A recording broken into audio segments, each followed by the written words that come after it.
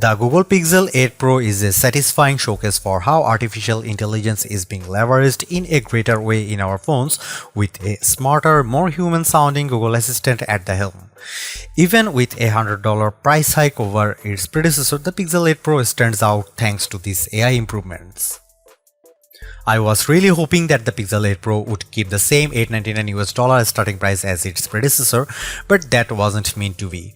While I am bummed that you now need to shell out $999 for the Pixel 8 Pro, it's still technically cheaper than the Galaxy S23 Ultra and iPhone 15 Pro Max, both of which now cost $1,199. Despite the $100 price hike over the Pixel 7 Pro, Google still undercuts many flagships in the Pixel 8 Pro's class.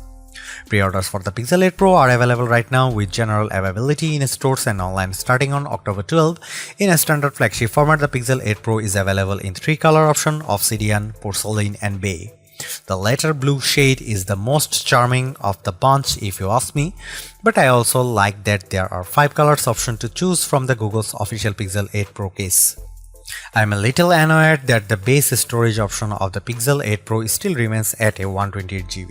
By comparison, Apple and Samsung upgraded the starting storage option of their flagships, the iPhone 15 Pro Max and Galaxy S23 Ultra, to a more reasonable 256GB. If you need more storage, the Pixel 8 Pro will also be available in 256GB, 512GB and 1TB storage options, costing $1,099, $1,199 and $1,299 respectively. At first glance, I think most people would overlook some of the Pixel 8 Pro's subtle design changes, but the changes make it much better to use in the hand. Its design DNA still doubtlessly comes from the Pixel, evident in its camera hump and metal trim. I am drawn instantly to 2 changes with the Pixel 8 Pro's design. The first involves the phone's new matte finish, which makes it more grippy in the hand. Its slight contrast over the sleeker feel of the glass meets metal construction of the last couple of generations of Pixel phones, so I am delighted by this new change. I am also in love with the bay color option with its lighter bluish hue versus the usual black and white selections. The design choice that makes me skeptical about what's going on here is Google's decision to revert back to a single piece of glass with its triple camera arrangement. I've actually shattered the similar one onto the Pixel 6 Pro, so I was thrilled to see Google addressing it by having 2 separate pieces of glass with the Pixel 7 Pro. Going back to a single piece of glass makes me leery because it makes the cameras vulnerable. I would definitely suggest investing in a camera cover case. Beyond that, the Pixel 8 Pro's design doesn't look radically different. It feels good in the hand, seems solidly constructed and features the same IP68 rating, all of the qualities I expect in a premium flagship phone. After spending more time with the Pixel 8 Pro's new temperature sensor, the more I realize it's not as practical to use as other implementations I have seen. The sensor's positioned on the back of the phone just underneath the camera's LED flash. You would think it'd be used to measure your body temperature, which it should do later since Google is seeking out FDA clearance for that purpose. At the moment though, the Pixel 8 Pro's new sensor is meant to measure the surface temperature of the objects. While there are logical reasons to do this, such as knowing if the ground's too hot for your 4-legged friends to walk on, I think I'd rely more on common sense for that.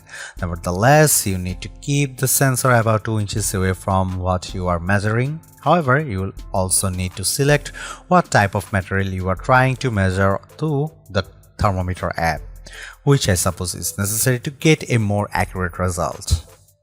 I just can't see the practicality of this, especially when there are laser temperature guns and thermal cameras that could effectively do the same things from the further distances.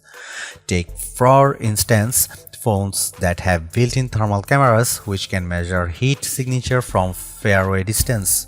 I just don't understand Google's logic behind the temperature sensor, which ultimately feels more like a novel addition than a necessary tool. One of the biggest shortcomings about the Pixel 7 Pro was its display. It simply wasn't as bright as other flagship phone screens. Fortunately, Google's looking to change that with the 6.7-inch 1344 by 2992 Super Actual display of the Pixel 8 Pro, which is rated to reach 1600 nits with HDR brightness and 2400 nits peak brightness. Google's confident about the improvements of its new display, and our benchmark testing reveals it's one of the biggest around. Reaching a peak brightness output of 1526 nits, it nearly matches the iPhone 15 Pro Max's peak output of 1550 nits. Compared to the Pixel 7 Pro, pitiful 927 nits of brightness produced in our testing, the Pixel 8 Pro panel blows its predecessor away. I saw this firsthand when I took the two devices outside to watch a movie trailer, with the Super HD display being substantially brighter and easier to see.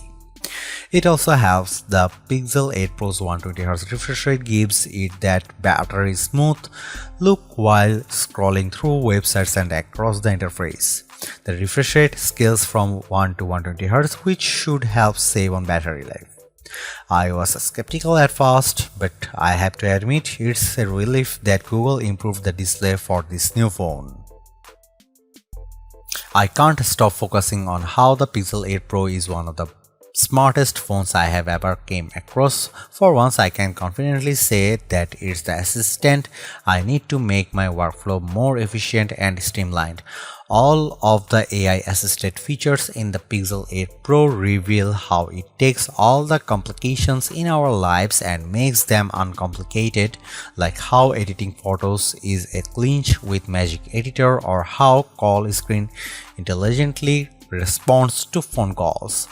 Even better, I am satisfied knowing that the Pixel 8 Pro improves on every aspect over last year's disappointing Pixel 7 Pro. This new Pixel is a far stronger contender in our best phones list, but it's hard to overlook how the competition still beats it in a critical areas such as performance, battery life, and cameras. Honestly, all of those areas have improved here, but the competition still does it better. But at the same time, it's impossible to dismiss how the Pixel lineup continues to undercut the competition in price. You will save a couple $100 by choosing the Pixel 8 Pro over its closest competitors. So, in that regard, it offers all the value I had wanted to find in a flagship phone. Really, you won't be disappointed by the phone, especially when it's the only phone that I can confidently count on to answer phone calls for me where I can't.